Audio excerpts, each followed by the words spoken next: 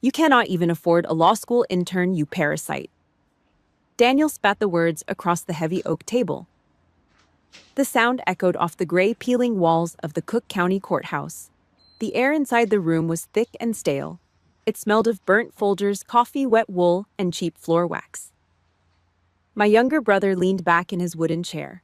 The wood groaned under his weight. His gut spilled over a cracked leather belt. He wore a cheap, shiny polyester suit that trapped his sweat and radiated nervous heat.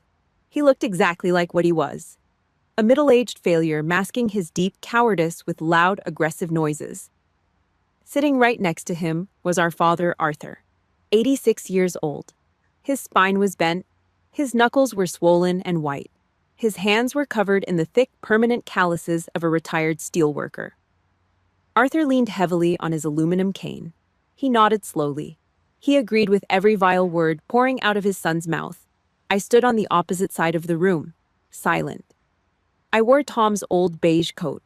The cuffs were frayed. The fabric was worn thin at the elbows. It hung loose over my rigid shoulders. I did not flinch.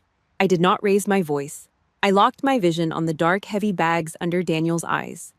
I watched the thick blue vein pulsing in his neck. I counted his breaths. Shallow, rapid, irregular. He was terrified beneath the bluster. The insult slid past my eardrums like dry wind whistling over the hot steel barrel of a rifle. Harmless, meaningless. Judge Holloway shifted on his elevated bench. He pushed his heavy horn-rimmed glasses up the bridge of his nose. He flipped through a stack of brown cardboard files. He looked down at me. It was a look of pure, concentrated pity. The exact kind of look a powerful man gives to a weak, helpless widow who is in way over her head. Daniel saw the judge's expression. He fed on it like a starving animal. He stood up abruptly.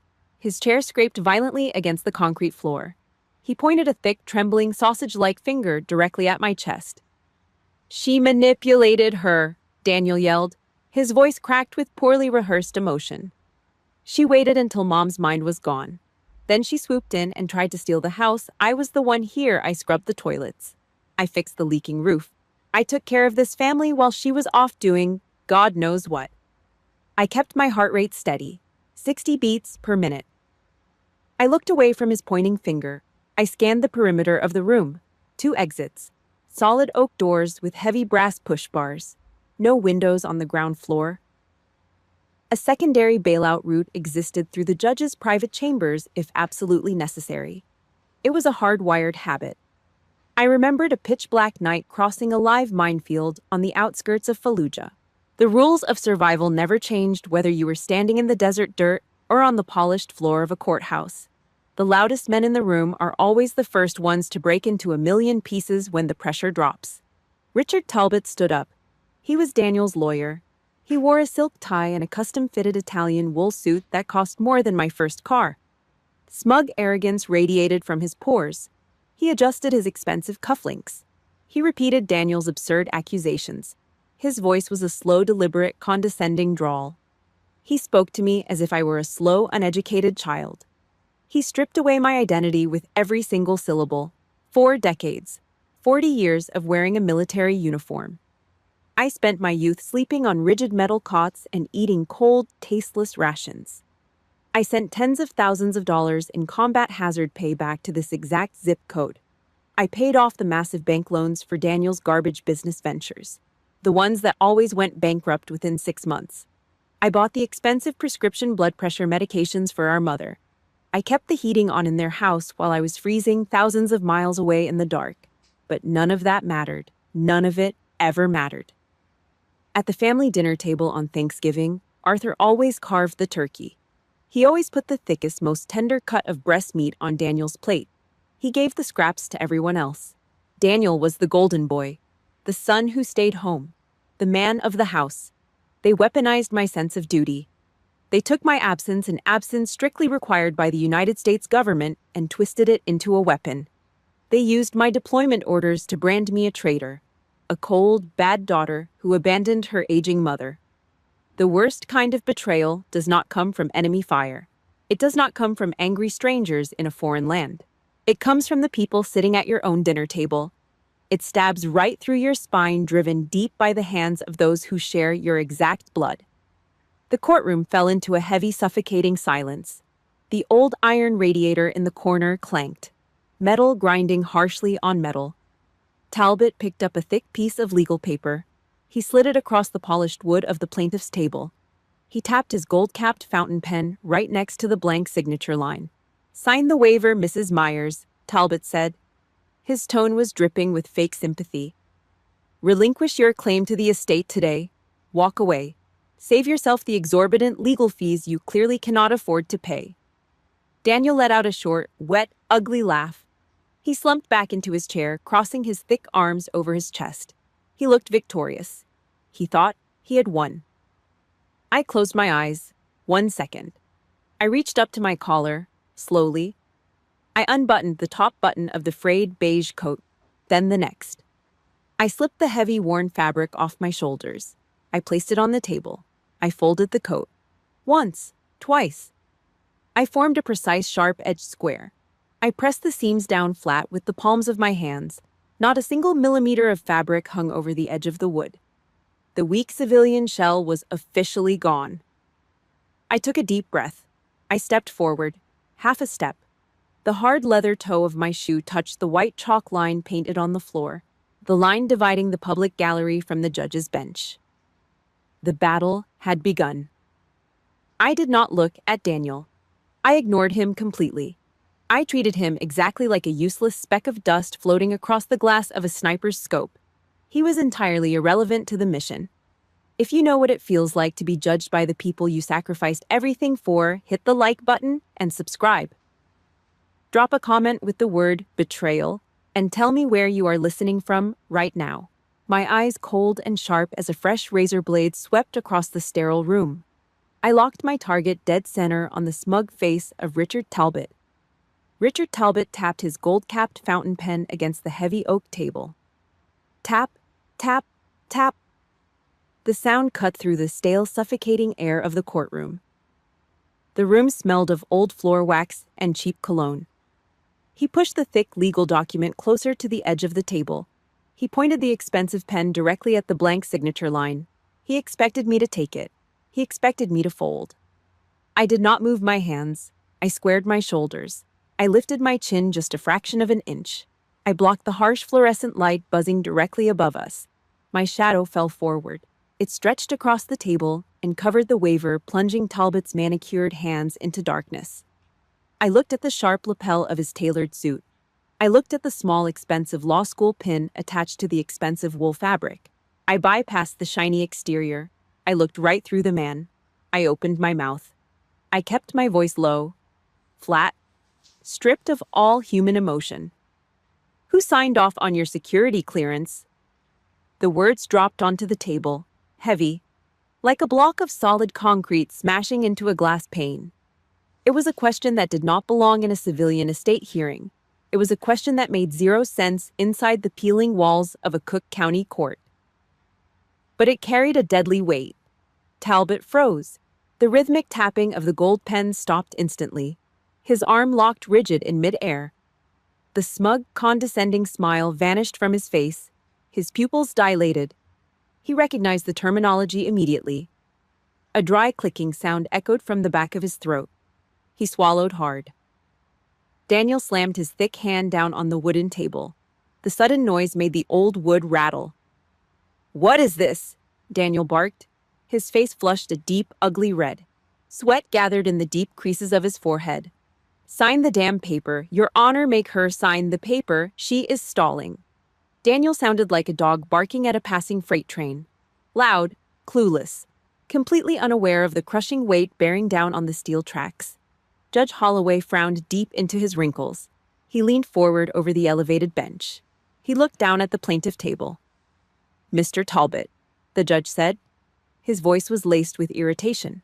"Control your client. Proceed with the waiver." But Talbot did not move. He did not speak. The blood drained completely from the lawyer's face. His skin turned the color of wet cement. He looked exactly like a man who had just taken a blind step into a live anti-tank minefield and heard the sharp, metallic click under his leather boot. He finally looked up at me. He really looked at me. He looked past the frayed beige coat. He evaluated my posture. He noticed the exact calculated distance between my boots planted firmly on the floorboards. He saw the stillness, the unnatural predatory stillness of a trained professional. I did not break eye contact with Talbot. I did not blink. Defense Logistics Agency, I said. My voice was a steady rhythmic drumbeat. Contract Audit File Number 74-Bravo 9er. October of 1994, your firm submitted a bid for federal contractor representation. The lead auditor on your file was Special Agent Thomas Vance. Talbot started to shake. A fine, rapid tremor developed in his fingers. The gold pen slipped from his grip. It clattered loudly onto the wooden table and rolled away, falling off the edge and hitting the concrete floor. "What the hell is going on?" Daniel yelled. He gripped the edge of the table. His knuckles turned white under the immense strain. "What language is she even speaking? Mom is dead. This is about the house. Stop talking nonsense and sign the paper."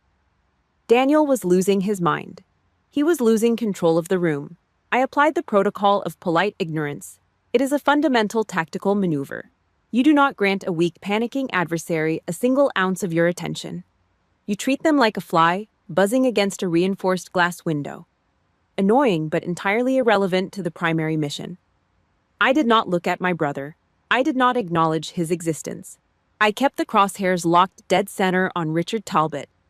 The silence in the courtroom grew thick, suffocating. The disconnect between the two men at the plaintiff's table was brutal. Talbot, the expensive lawyer, understood exactly who he was dealing with. Daniel, my own blood, had absolutely no idea. The realization hit me like a physical blow to the ribs. For 40 years, my brother and my father gladly took my hazard paychecks. They took my money to pay off their bad debts. Yet they never once asked what I actually did in the military. They assumed I pushed paper. They assumed I was a glorified secretary. They were completely blind to the reality of my life. Their ignorance was profound. Now it was fatal. Cold sweat beaded along the hairline of Richard Talbot.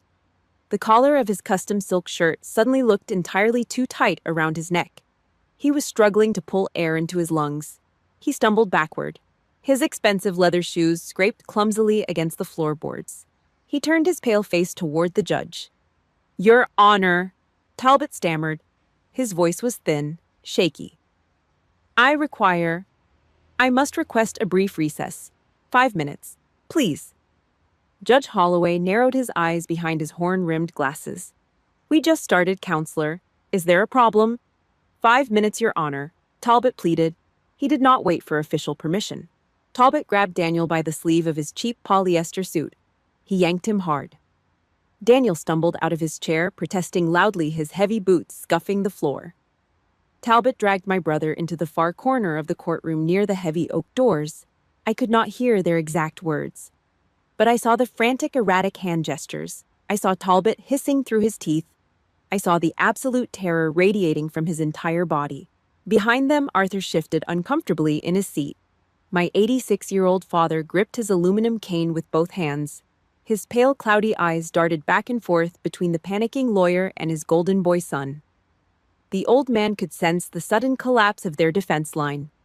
His aging brain simply could not process the reason why. He looked across the room at me. His expression was a mixture of deep confusion and raw fear. The civilian system was breaking down. I took one step backward. I returned to a resting stance. I rolled my shoulders back once to relieve the physical tension. I looked down at the floor near my boots. I reached down. My fingers curled around the thick, reinforced leather handle of my black briefcase. The leather was worn. The heavy brass locks were deeply scratched from years of rough transport in the bellies of military cargo planes. I gripped the handle tight. I lifted the heavy briefcase. I placed it squarely onto the center of the wooden table. The dull, heavy thud echoed through the silent courtroom. The 5-minute recess felt like an hour. The heavy oak doors of the courtroom finally swung open. The rusty hinges squealed. Richard Talbot walked back toward the plaintiff's table. He did not strut this time. He dragged his feet. His expensive Italian leather shoes scuffed harshly against the worn floorboards. He looked like a man walking a final mile on death row. His silk tie was suddenly crooked. His breathing was shallow. Daniel followed right behind him. My brother's chest was puffed out. His cheap polyester suit strained at the plastic buttons. He was completely blind to the tactical shift in the room. He thought the recess was just a legal trick. He thought he was still winning. I stood in the exact same spot. I had not moved a single inch. Court is back in session, Judge Holloway announced. He sounded annoyed. He wanted to get this petty family dispute over with. Mr. Talbot, you asked for a recess to clarify the defendant's federal ties. Proceed. Talbot stood behind his table. He opened his mouth. No sound came out. His throat was completely dry. Daniel let out a loud, ugly snort. He leaned over the table, glaring at me. She doesn't have any federal ties, Daniel mocked. He crossed his thick arms over his gut. She's stalling. Make her sign the paper. I ignored his voice. I reached down to the floor. My fingers found the heavy brass zipper of the black leather briefcase. I gripped the cold metal. I pulled it hard to the right. Zerrip. The sharp metallic sound cut through the stale air. It was loud, final. I reached past the thin, useless civilian tax forms. I grabbed the real file. It was a thick, heavy manila envelope, 2 inches of dense compressed paper, bound tight with bright red, tamper-evident security tape. I pulled it out. The weight of it felt familiar in my hand. I placed it flat on the wooden table. I pushed it forward. The bailiff stepped up. He took the heavy envelope. He walked it up the wooden steps and handed it directly to Judge Holloway. The front of the envelope faced the gallery for just a second. It was long enough. Stamped in the dead center, pressed deep into the heavy brown paper, was the official seal of the United States Department of Defense, the raised eagle. Right below the eagle were thick, heavy bars of solid black ink. Redacted text. Classified federal protocols completely blacked out to protect national security. This was not a civilian mortgage document. This was a weapon. Judge Holloway picked up a dull brass letter opener from his desk. He jammed the metal tip under the red security tape. Shh. He sliced the seal open. He pulled a thick stack of cardstock paper out of the envelope. He pushed his horn-rimmed glasses up the bridge of his nose. He read the first paragraph. He stopped breathing for a full 2 seconds. I watched his face. I watched the condescending pity melt away. I watched the mild annoyance vanish from his eyes. His jaw muscles tightened. The loose, wrinkled skin under his chin pulled taut. He flipped to the second page. His eyes scanned the black ink. Then, the third page. He was not looking at a helpless, grieving widow anymore. He was looking at a ghost. He was looking at 40 years of cold, calculated military logistics. He was looking at the woman who calculated the exact tonnage of fuel, ammunition, and human blood required to keep an entire theater of war operational. He slowly lowered the file. He placed it carefully on his desk. He looked down at me. The entire power dynamic of the room snapped. He sat up straighter. He cleared his throat to remove the dryness. Mrs. Myers, Holloway started. He paused immediately. He caught his own mistake. He corrected his inflection. The tone was no longer a judge speaking to a civilian. It was a man recognizing a higher authority. Colonel Myers, you are currently an active duty officer. You hold a top-tier federal security clearance, Defense Logistics Intelligence. The title hung in the air, heavy, undeniable. I kept my hands flat at my sides. Yes, Your Honor. Daniel slammed his thick hand flat onto the table. Smack. The sound echoed loudly. So what? Daniel yelled. His face flushed a dark, angry purple. Who the hell cares? She does paperwork. She pushes paper for the government, big deal. We are here about my mother's house. We are here about the money she stole. Daniel always diminished other people. It was the only way he could tolerate his own pathetic reflection in the mirror. He expected his expensive lawyer to launch an attack. He looked at Talbot. He waited for the legal strike. But Talbot did not move forward. Talbot looked physically sick. He gripped the edge of the wooden table. His knuckles were bone white. He was trying to keep his hands from shaking in front of the judge. Your Honor, Talbot said. His voice was a thin, pathetic croak. He swallowed hard. My firm, My previous law firm was audited by Colonel Myers Division, 1994, Federal Contractor Compliance. Talbot turned his head. He could not look me in the eyes. He stared at the floor. I recognize the authority of the defendant's office, Talbot whispered. I concede her federal standing. Then it happened. The physical desertion. Talbot took his right foot and stepped backward. Then his left. He took 2 full steps away from Daniel. It was a calculated physical movement to sever all ties. He broke the shield. He abandoned his client right in front of the judge. The extortion wall crumbled into dust. Daniel looked at his lawyer. The angry purple color drained from his face. Confusion instantly morphed into raw animal panic. He was completely exposed. A man who had spent his entire life hiding behind our mother's skirt and then behind an expensive suit suddenly found himself standing completely alone in the middle of a battlefield. He reverted to his base instincts. He attacked blindly. "She stole the money!" Daniel screamed. Spittle flew from his lips, landing on the polished wood. He pointed a shaking fat finger right at my face. "She manipulated an old woman with dementia. She drained the bank accounts. I fixed the roof. I scrubbed the toilets. I was here. She bought her way in and brainwashed Mom." Behind him in the wooden gallery chairs, Arthur shifted his weight. My 86-year-old father gripped his aluminum cane with both of his calloused, arthritic hands. He lifted the metal cane into the air. He slammed the rubber tip down onto the floorboards. Thud. "Listen to the boy," Arthur croaked. His voice was raspy, ruined by decades of breathing in toxic steel mill dust. "He is telling the truth. He was the one who stayed home." I looked at Arthur, my father, a man who demanded absolute respect his entire life but never bothered to earn a single ounce of it.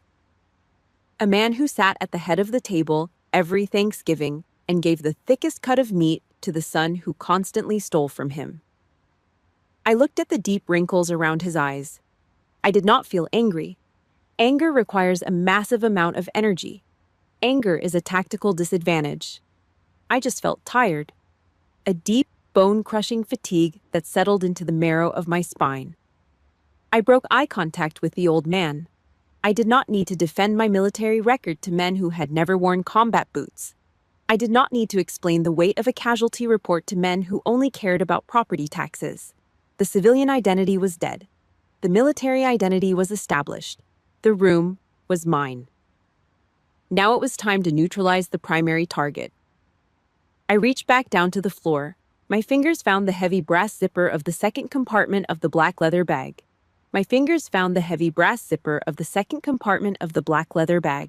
I pulled it open. The metal teeth separated with a harsh, grinding noise. I reached inside. I pulled out a stack of paper. It was not classified military intelligence. It was civilian math. Hard, cold, undeniable math. Daniel was sweating. The dark patches under the arms of his cheap polyester suit were spreading rapidly. He gripped the edge of the table. He doubled down on his original lie. It was the only weapon he had left. "She manipulated Mom," Daniel shouted. His voice echoed off the peeling gray walls. "She waited until Mom lost her mind. She used her money. She tricked an old woman with severe dementia." I did not raise my voice. I did not get angry. I looked directly at his flushed, panicked face. I locked the target. I pulled the trigger. "Exactly when did Mom lose her cognitive functions, Daniel?" I asked. The question was flat, monotone. Daniel blinked. He thought he saw an opening. He thought he could win the argument. "Early this year," he said quickly. "January. The doctors said she was completely gone by January. You knew that. You took advantage of her." He stepped right into the trap. The heavy steel jaws snapped shut around his ankle. I lifted the thick stack of papers. I slammed them down onto the solid oak table. Smack. The sound was like a gunshot in the silent courtroom. "These are 3 separate mortgage refinance agreements," I said. My voice cut through the air like a surgical blade. "They are dated June, August, and October of last year, totaling $215,000. They were taken out against the house. The cash was deposited directly into your personal business account." Daniel stopped breathing. The angry red color drained out of his face. He turned the color of old ash. They all carry Mom's signature. I continued. I did not blink. I did not look away. So, Daniel, you have a choice to make right now in front of this judge. If Mom was competent last year, you are committing perjury today by claiming she had dementia. If she had dementia last year, you committed federal bank fraud by forcing a mentally compromised senior citizen to sign legal financial documents. The silence in the room was absolute. It was thick, suffocating. Richard Talbot, the expensive lawyer, stood completely frozen. He looked like a stone statue. He refused to intervene. He refused to speak. He knew a sinking ship when he saw one. Behind Daniel, Arthur shifted heavily in his wooden chair. The aluminum cane clattered against the floor. The 86-year-old retired steelworker frowned. His thick, calloused hands trembled. "Refinance," Arthur muttered. His voice was a dry, raspy wheeze. He looked at the back of Daniel's head. "What does she mean? Refinance?" "The house was paid off in '82. "What are you doing with the house, Danny?" Daniel spun around. He panicked. He held his thick hands up, palms facing his father. "It is nothing, Pop," Daniel stammered. The sweat dripped down his nose. "It was just a short-term business loan. Do not listen to her. She's lying." It was a clumsy, pathetic lie. It smelled like fear. I did not give him room to breathe. I picked up the next file. I pushed it forward across the table toward Judge Holloway. The judge took the file. He opened it. His eyes narrowed behind his thick glasses. "County property tax records," I said, "covering the last 4 consecutive years." Judge Holloway looked at the documents. He looked at the attached bank receipts. "These taxes were paid in full," the judge said. His voice was grave. "Every single payment was wired directly from an account belonging to Colonel Greta Myers." Daniel wiped his wet forehead with the back of his sleeve. He turned back toward me. He bared his teeth like a cornered rat. "You did that to suck up to her?" Daniel yelled. His voice cracked. "You threw your dirty military money around to buy Mom's affection. You wanted to look like the savior while you were abandoning us." I looked at him. I felt nothing but cold, sterile disgust. "No, Daniel," I said. My voice was a block of solid ice. "I paid the taxes because Cook County was preparing to issue a final notice of foreclosure." The word hit the room like a physical shockwave. Foreclosure. Arthur stopped moving. He stopped breathing. The color completely vanished from his wrinkled face. His jaw dropped open. He looked at me, then at Daniel. His cloudy eyes were wide with pure, unfiltered horror. "What?" Arthur gasped. The word barely made it out of his throat. He choked on the stale air. "Foreclosure, the county. They were going to take the house." He did not know. Daniel had hidden all the final notices. Daniel had intercepted the mail. Daniel had buried the truth under a mountain of lies. I looked straight into my father's eyes. I watched the arrogant patriarchal wall he had built over 50 years crack and shatter into pieces. $16,000, Dad, I said. My tone was steady. You were $16,000 in debt to the county. I used 2 years of combat hazard pay. Money I earned, sleeping in dirt bunkers while mortars dropped outside. I wired it directly to the county clerk. I paid it off quietly. I did it to save your pride. I did it so you would not die on the street. The truth laid bare on the floor. Ugly. Raw. Arthur stared at Daniel. The old man realized the brutal reality. He was not here in this courtroom fighting for justice alongside his loyal son. He was a blind, manipulated victim. He was a prop. The son who got the best cut of meat every single Thanksgiving was the exact same son who had secretly sold the roof over their heads. Arthur let out a low, agonizing groan. He slumped forward. His heavy shoulders collapsed. The aluminum cane slipped from his fingers and hit the ground with a loud metallic ring. The man of the house was broken, destroyed by his own flesh and blood. Daniel backed away from the table. His shoes squeaked against the cheap floor wax. He hit the wooden railing separating the gallery from the court. The impact rattled the old wood. He had nowhere left to run.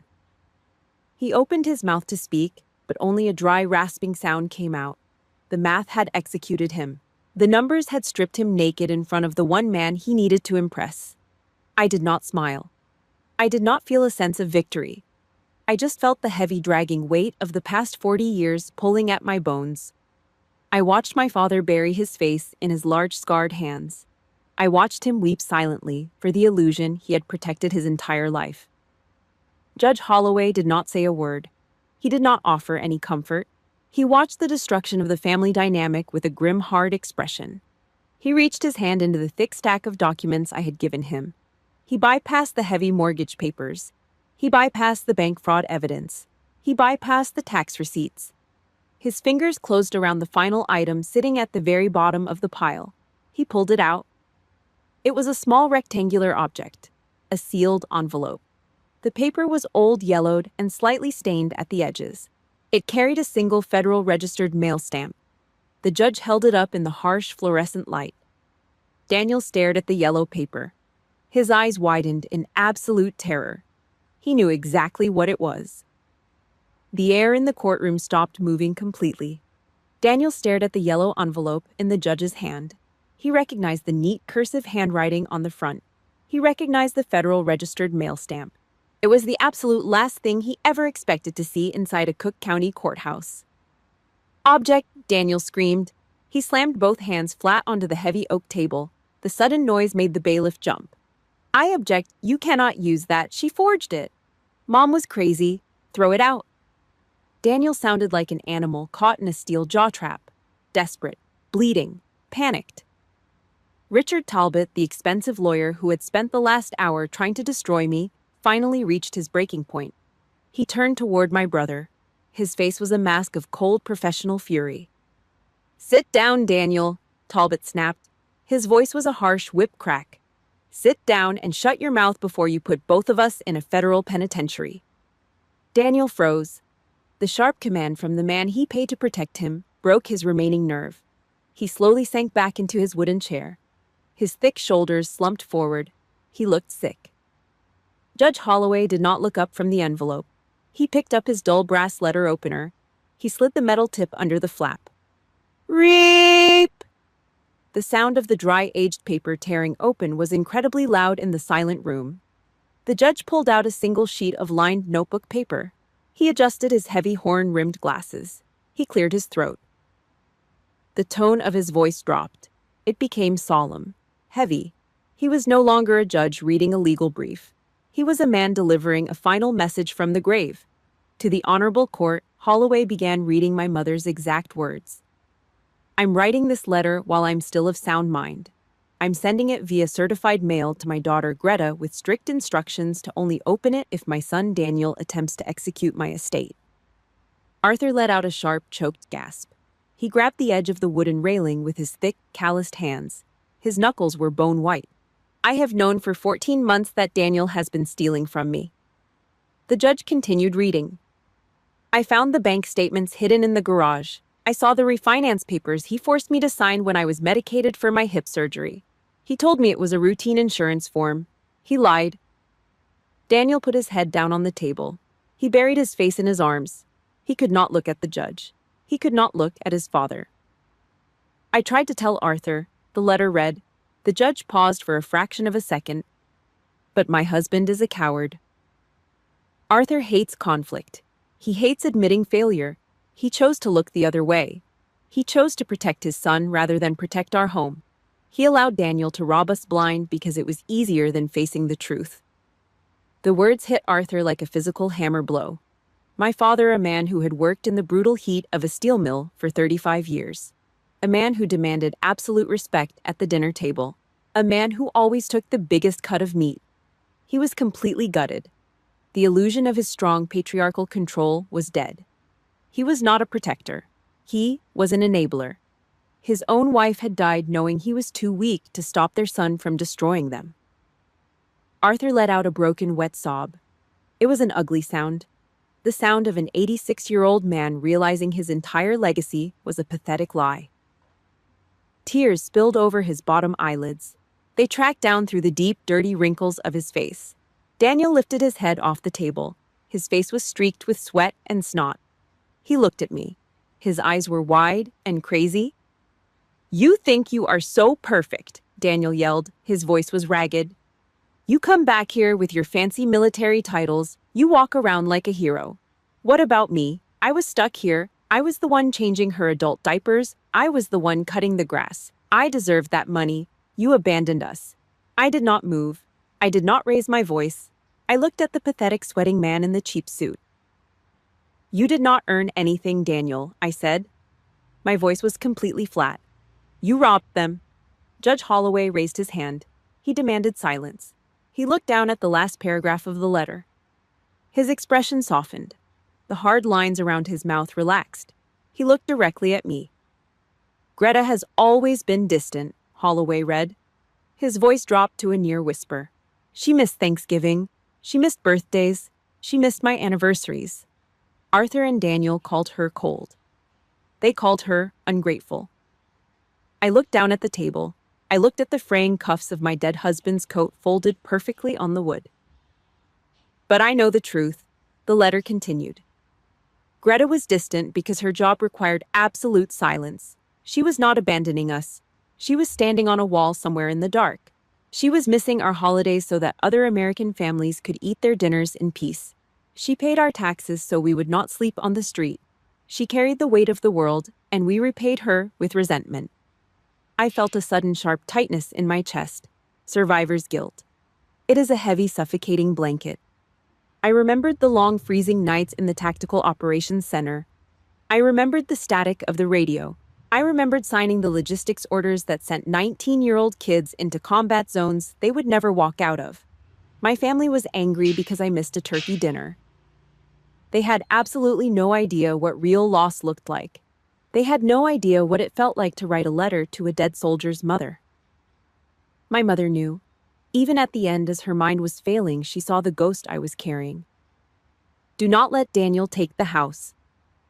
The judge read the final sentence. Give it to Greta. She is the only one who actually earned it.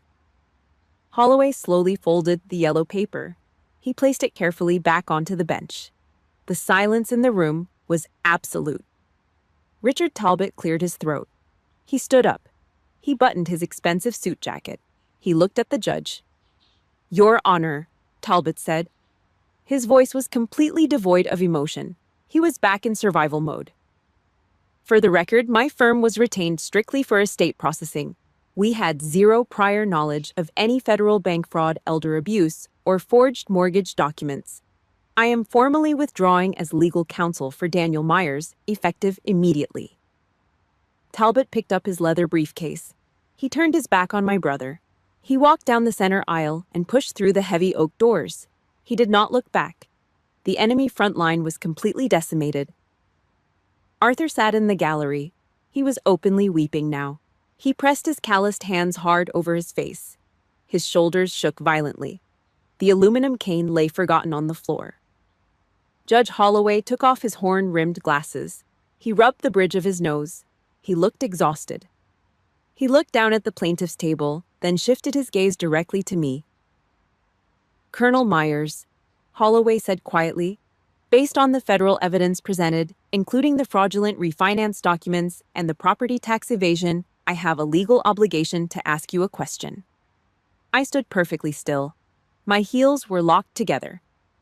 Do you wish to press maximum federal criminal charges against your brother?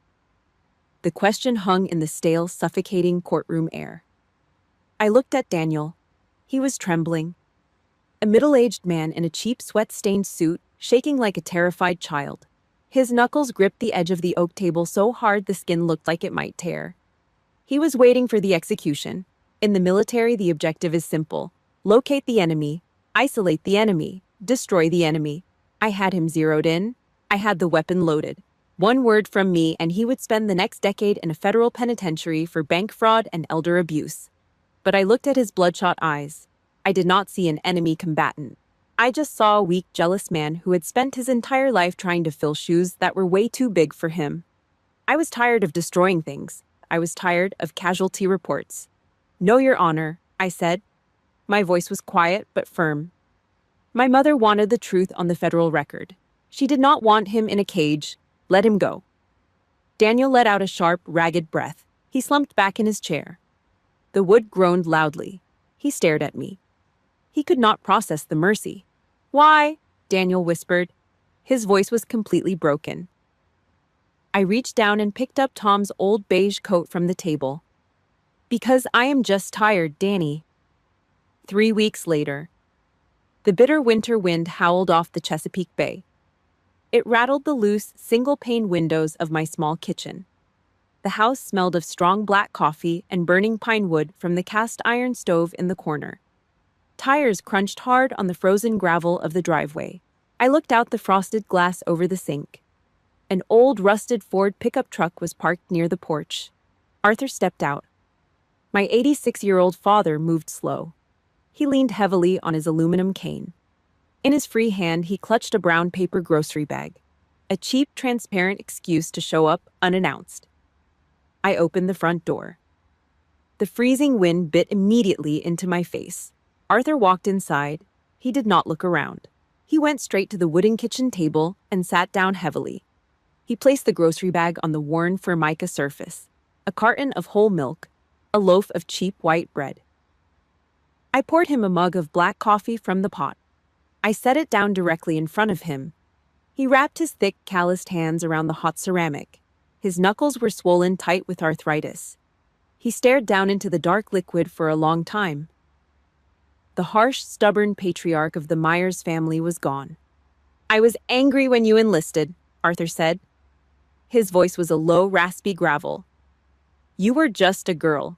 You packed your bags and walked out the door. You went off to do things I could not even understand. He stopped. He took a slow, labored breath. The radiator clicked in the background. I thought if you left, you would realize how small we were. I thought you would forget us. The truth finally hit the table. 40 years of absolute coldness. 40 years of giving the thickest cut of Thanksgiving turkey to the son who stayed home. It was never about pride. It was never about duty. It was about fear. The terrifying fear of an old steelworker realizing his daughter had outgrown his small, rusted world. I never forgot you. Dad, I said. Arthur squeezed his eyes shut. A single tear escaped, cutting a clean, wet line through the deep dirt and wrinkles on his cheek. The front door creaked open again. Heavy boots stepped onto the hardwood floor. Daniel walked into the kitchen. He was not wearing the cheap polyester suit. He wore faded Carhartt work pants and a heavy flannel shirt.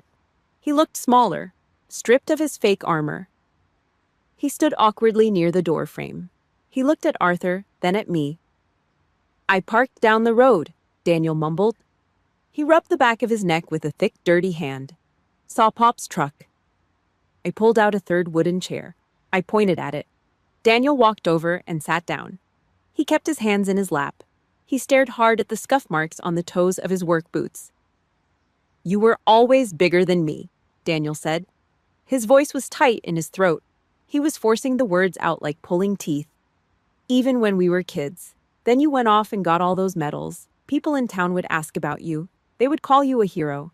Every time they said your name, I just felt stupid. I felt like nothing. He looked up. His eyes were red and raw from the biting cold outside. I took the money because I wanted to feel like I was the one in charge. I wanted to be the man of the house for once. But I just ruined it. I looked at my brother.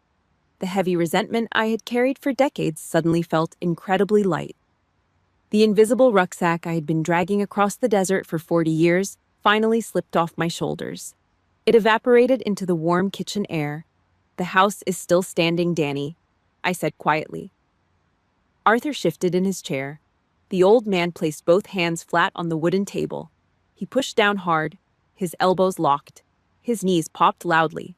Bone ground painfully against bone. He forced his curved spine to straighten. He stood up. He breathed heavily through his nose. He did not look at Daniel. He turned his entire body. He faced me directly. Arthur lifted his right arm. It was a slow, agonizing movement. His shoulder joint cracked in the quiet room. His swollen, arthritic fingers pressed tightly together. He brought his stiff hand up to his right eyebrow. He executed a perfect, rigid military salute. It was not a mockery. It was not a joke. It was absolute, unwavering respect. It was the highest honor a proud, stubborn, blue-collar man could possibly give. He was acknowledging the rank. He was acknowledging the blood, the sweat, and the decades of silent sacrifice. I should have done that 40 years ago, Colonel Arthur whispered. His voice broke, my chest seized, my throat locked tight. For the first time since the mortars fell in Fallujah, a single hot tear broke loose. It ran down my face and dropped onto the collar of my shirt. Daniel stood up. He walked around the table. He wrapped his thick arms around my shoulders and pulled me into a tight, crushing hug. He buried his face in my neck and cried. The war was over. I was finally home. If this story touched your heart, please like, subscribe, and leave a comment. Drop the word forgiveness below. Thank you so much for listening, and I will see you in the next one.